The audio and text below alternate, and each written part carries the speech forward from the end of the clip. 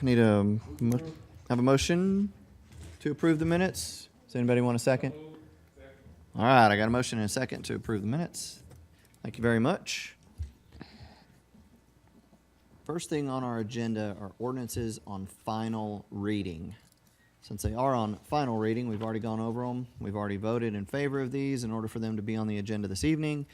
Does anybody have any questions about these items? All right, if not, we will move past the final reads. There's also one transportation item on here as well. Councilwoman Coonrod, I believe that's your district. Are you good with that? It's a final read as well? Okay. So, Madam Clerk, let's go ahead and go down to resolutions and read 7A, please. A resolution declaring surplus of property located at 105 Cedar Lane, identified as tax map number 148PA040. Councilman, you good with that?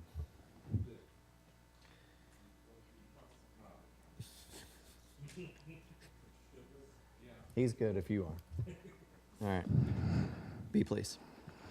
A resolution authorizing the mayor to enter into a donation agreement in substantially the form attached with the Chattanooga Metropolitan Airport Authority, a registered nonprofit, and to execute any related documents between the City of Chattanooga and the Chattanooga Metropolitan Airport Authority for the conveyance of property located at 105 Cedar Lane, identified as tax map number 148PA040. All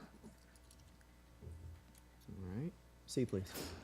A resolution authorizing the mayor to execute a third amendment to lease with East Anuga LLC in substantially the form attached for approximately 11,405 square feet of senior activity meeting space in a portion of Eastgate Town Center at 5600 Brainerd Road for an additional term of 1 year for the amount of $6,158.70 per month for a total amount of $73,904.40 per year. Councilwoman Burrs. Chair, I believe we have some people here from the senior center. Is that correct? Okay. And I understand you wanted to be here to address us. What is it you want to talk about?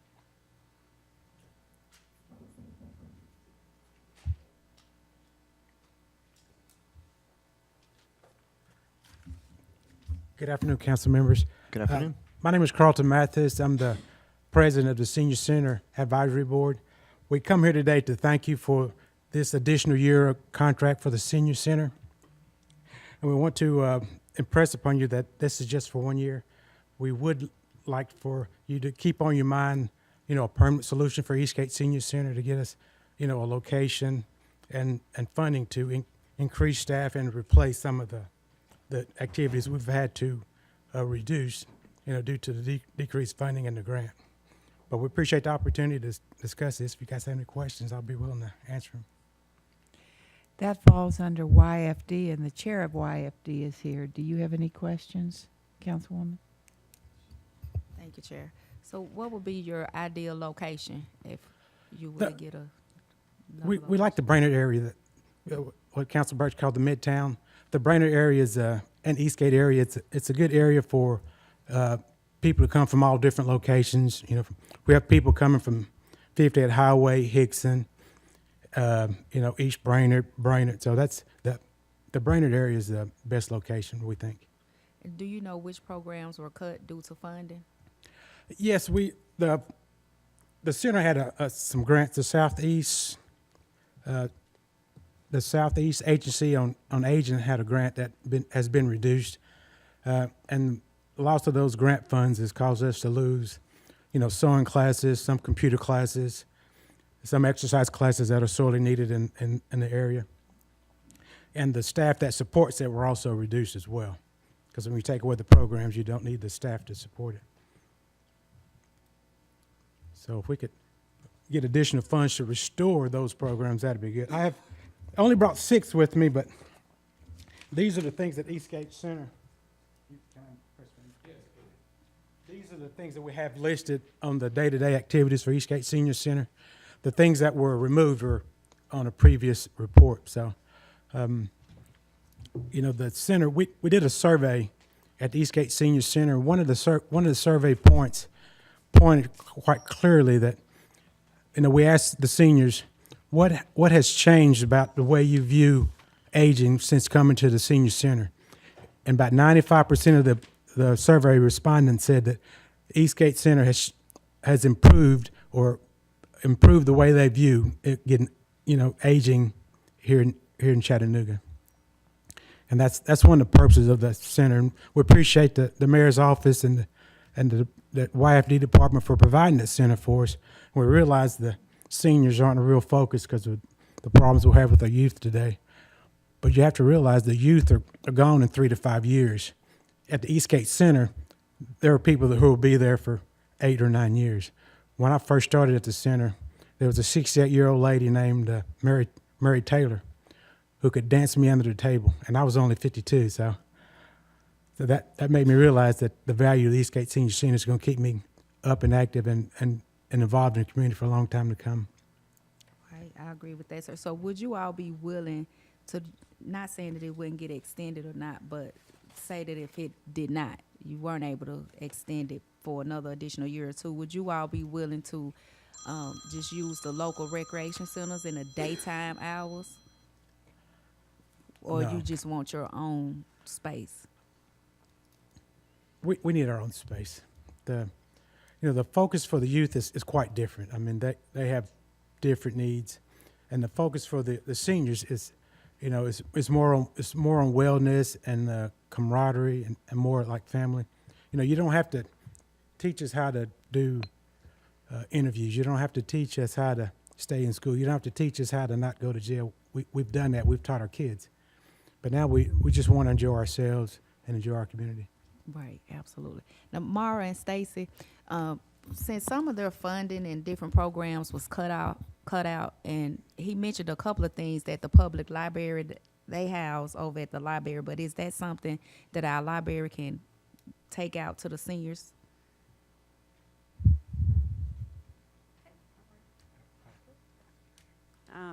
Thank you, Councilwoman. I'll certainly be glad to look at that and look at what other cooperative programs we can help provide. Thank you. Do you know if we've already started to have a strategic plan or strategize to see what would be the next steps with the seniors? We've been looking at our costs at that center for a couple of years, and our strategy right now has been what we can do to keep it open. And some of that has involved cutting the costs just so that we can keep it open. So our focus has been keeping it open, and it's not as much about expanding programs right now, but more about keeping it open. All right, thank you. Mr. Chair? Yes, ma'am. My, Please. it's not working. You're active. Okay. I've had the pleasure of visiting that center, and the thing that gets me about that center is to call it a senior center is a total misnomer. You're a senior when you're 50. And what you have there are people who are young and vibrant and working and staying healthy. We did check the rent at that center, and the rent is way down there, really low. I also think that it costs us a lot more to have unhealthy people than healthy people. And if any of you would go to some of their parties, we don't allow alcohol in our centers, right? Except these people can party you under the table. And I think it's a misnomer to think of old people, because you're not, when you talk about senior centers. I've been trying to get it changed to Civic Center. Russell and I have been working on it a long time, because when you call something, and I don't know, Jerome, what do you think? We've been talking about it not being a senior center. Do we keep that name because of funding? But Southeast Council on Aging has cut the funding. So I don't know why we don't call it a civic center, because you have people of all ages there. It serves a terrific need.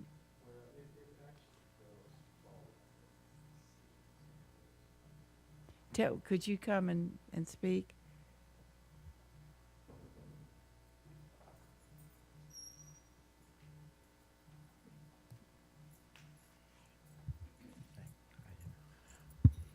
Yes, I was saying that it actually does fall under what's called Civic Center. There are 3 in the YFD department that falls under the Civic Civic Center. Center. Right, and one is the Eastgate Senior Center. Yeah, and I think that if we continue, as we're rebranding Midtown, calling that a civic center, you've got some really terrific stuff happening over there. And I would hate to silo the people who of all ages are coming there.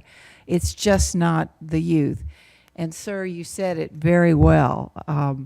I'm going to get that recording. It's not about staying out of jail. It's not about this other stuff. We've already been there. And I think we do need to address the people like you and the others that are there who are staying very healthy, especially your line dancing team. It'll outdance anybody. So thank you very much, Mr. Chair. Sure. Councilwoman Coonrod? Thank you, Chair. Maybe Jason can answer this question. I think it was last budget, we voted for, I don't want to call them seniors now. Nah, For the it's a civic center. The Civic Center to have a van for use. Do you know if that was ever approved, or did we purchase the van for them to utilize to get to various activities? No, we voted to apply for a grant, and we did not receive that grant. So you didn't get the grant? No, it was through the same agency that we currently receive funding through, but they had another grant to try to receive a 24-passenger bus, and we did not receive that funding. Okay. You good, Councilwoman? Councilman Byrd? Just super quick. Thank you guys so much for being here, and I plan to visit soon. I just want to know how many people frequent this place yearly, monthly, weekly, however it goes. Just like how many seniors do you have there? The Eastgate Senior Center is a very, very active center. As a matter of fact, it's really the largest one in this area, and really the true senior center. Civic Center. Civic Center. We average anywhere on a daily basis, okay. 100 Wow. and plus. Some days it may be higher, I understand. and so they are very active, and they are not, most of them are not. Very few are on walkers or anything like that. But even the ones that are on walkers participate very actively in the activities that are going on. And one more question, if you don't mind, sir. How outreach-wise, how do you all get the word out? Because one thing I've noticed is that a lot of times people don't know. Like my grandmother, she probably doesn't know that it's a civic center at Eastgate for her to go to. So how do you all get the word out to, or do y'all have any type of promotion or marketing strategies? Well, one of the things that we've done, we have actually been on WTCI, and they came back in February and did spent about a couple of hours with us and did what they call a snippet, and it has gone now, throughout Tennessee and even in some parts of Georgia. Okay. And we have actually had some people who have seen that snippet has come to the center because they seen that. Awesome. And we don't necessarily just go out and advertise, but we do every opportunity we get to do things like that. Yes. And partnership with, we also have a partnership with EPB Fiber Optic. So we're doing some things there as well. Well, thank you. And that's all I wanted. And I just salute you guys. Thank you so much for it. And I appreciate it. I'm going to come hang out with you one day. Thank you. Okay. All right. Mr. Mathis, I have a question. East Nuga LLC.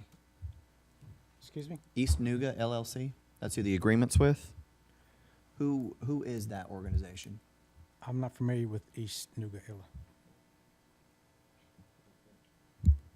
Okay, so the, That blue sheet? no, that's what's in the, yeah, please, Jay. That's the company name for the holds the mall, Eastgate Mall, and that's who it's through is East Nuga. That's their title. I mean, they're based out of California, but that's their title That's for the whole, that's the whole mall. Yes. Okay, so this is just that piece, and I guess that kind of goes to the other question. I want to make sure, what do we have in place to ensure that with this agreement is with the mall in its entirety? What assurances do we have and arrangements already in place? I can only assume we have some that prevent that mall from reusing that space for something other than our center currently. We don't. There's the mall's kind of, control of it. When the company from California purchased it last year, then they sent us a notification where we said we want to renew. We looked into a 1, 2, and 3 year lease. The 1 year lease was for $6,100, around $6,100, and they said for a longer lease, for a 2 or 3 year lease, it would be somewhere between $9,600 and $10,400 per month. So that was the difference. So from their response, it seemed that they did not want to go into a longer term lease than 1 year because of the huge markup. And so I'm assuming that by that reaction that they're waiting to see how the market fluctuates for next year. Okay, is the amount on this one, is it the same as we paid in the previous agreements? No, it's gone up $500. For the past 3 years, it's gone up $500 a month each year. And then this year it went from $5,500 up to $6,100. So it went up $600 a month this year. So it's gone up a lot over the past 3 years. Okay. And I guess, so once we sign this, though, we're assured at least we have that space for another year Correct. with the mall and everything. Okay. I just wanted to make sure, because I knew that was most likely not an organization involved with our constituents and our community that use the center, and just wanted to make sure that I don't want them finding out in a month that they're out, so that we're being proactive to ensure that they always have a good location to be. Yeah. So we got it for 1 year. Once we sign this lease, we'll have it for 1 year. And like I said, we were looking for longer than that. It's just financially just not possible to go, to work with them now. And then we're wanting to kind of pursue now, looking into the future years and see what that takes, or what that looks like. All right. That answered my question about Okay. why not do it longer. Right. All right. Thank you very much. Are there any further questions on this item? Thank you all very much for being here. We really appreciate it. Let us know if there's anything we can do to continue to support you in the future, and we'll find out about your programming as well. All right. Thank you. Is that good, Councilwoman? Okay. Thank you. Madam Clerk, D, please. A resolution authorizing the mayor to execute the first agreement to exercise option to renew with the House of Ruth, Inc. in substantially the form attached for parcels located at tax map number 167CB015, 167CB016, and 167CB017, with assigned addresses of 4327 Oakland Avenue, 4333 Oakland Avenue, and 511 West 45th Street, at the rate of $1 per year for an additional term of 1 year, with the parking to be used by the members of the Greater St. John Missionary Baptist Church and for charitable purposes as authorized by the lessee's Board of Directors. All right. E, please.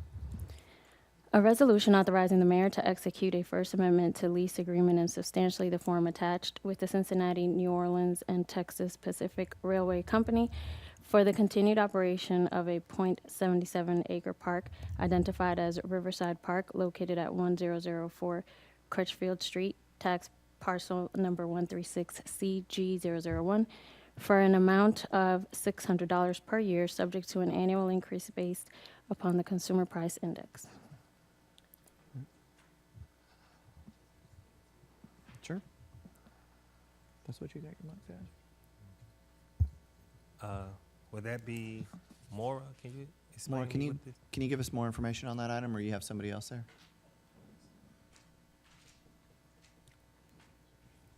Be happy to. Mr. Bergdahl? Good afternoon. I'll do my best to answer any questions. The original lease was dated back in 2014, and it was, I believe, in the amount of $300. And the railroad came back to us and exercised the consumer price increase to $600 for this parcel property that we have the park on. There is a park on the Riverside Park is on this lot.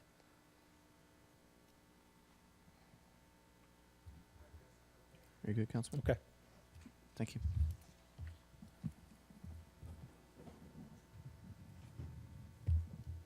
All right. F, please.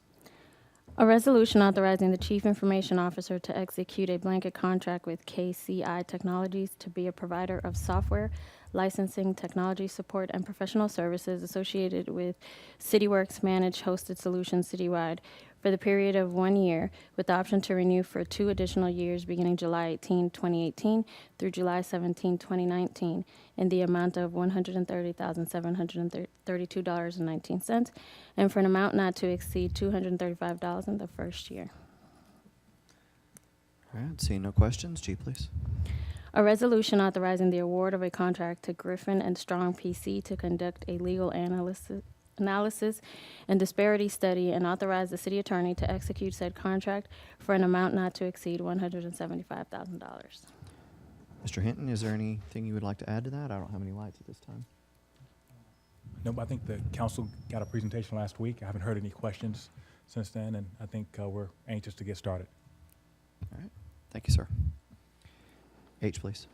A resolution authorizing the Office of the City Attorney to engage the various law firms listed below for legal services in general litigation matters, corporate, transactional, intellectual property, and administrative matters, labor and employment matters, and government relation matters for the period of July 1, 2018 through June 30, 2019.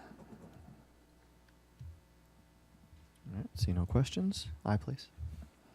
A resolution authorizing the administrator for the Department of Public Works to enter into year 2 of a possible 5-year agreement with Material Matters, Inc.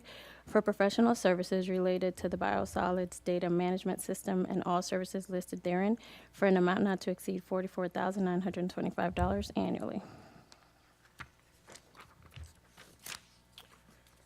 Seeing no questions. I know we covered that one last week. This next one, J, I do not believe that we did. Let's go there. A resolution authorizing the administrator for the Department of Transportation to enter into an agreement with Shift Transit to continue management of the Bike Ambassadors and overseas Bike Chattanooga system expansion, with the remaining $57,700 in grants from the Lyndhurst Foundation and Friends of Outdoor Chattanooga. See no questions on that one. K, please. A resolution authorizing the administrator for the Department of Youth and Family Development to contract with the listed child care programs to provide Head Start and Early Head Start services for 200 children for an amount not to exceed $967,733. L, please. A resolution authorizing the administrator for the Department of Youth and Family Development to contract with the listed child care programs to provide Head Start Child Care Partnership services for 150 children for an amount not to exceed $1,506,644. All right. I do have a question on that one. Do we have somebody that can answer? Heather, Mr. McKinney?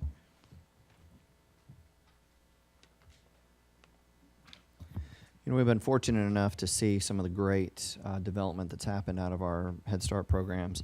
What's the difference between these two? You know, the first one has 200 children for a much smaller amount. Can you just break down kind of what kind of services we're getting with these different contracts? Yeah, it's really the funding sources is coming from the different types of funding sources. It's all federal dollars, but it's how it's broken down and how we receive them. So we just have to receive them differently. So I mean, they're going to serve children throughout the city, but it's just how we receive those. What about the number of children being served, I guess, is part of the question, because you've got the first one where we're serving 200 children for less than $1 million. The second one is 150 children for $1.5 million. Yeah. So I understand the revenue sources may be different, but why would the programming be so much more expensive on one than the other one? well, it all kind of goes into what we always look at is just kind of goes into a big pool of money, and then we kind of go out from there. So it's I can give you I'll can get the information and say this is specific dollars for what each one of them goes to, but it's not a total of this serves this entirety of a child and this serves the entirety of a child. It's just we get 900,000 here, then 1.5 million here, and it goes into the pool of how we serve the children. But I can get it broken down so you know exactly where it goes to, Yeah, that'd where it be comes great. from. I'll get that for you. Okay, thank you. See no further questions, and please. A resolution authorizing the administrator for the Department of Youth and Family Development to accept up to $130,000 from the Smart Cities Venture Fund, of which $30,000 will leverage a previously received grant from National League of Cities, and $100,000 will leverage the Pritzker Fellowship Grant. No questions, and please. A resolution authorizing the administrator for the Department of Youth and Family Development to accept a 2-year, $150,000 award from the Pritzker Children's Initiative to be expanded in services to a Pritzker Prenatal to 3 Fellow. And still, I have no questions. That is the last item on our agenda for the agenda session. Is there anything else from the council before we adjourn till 6? Seeing none, we're adjourned till 6.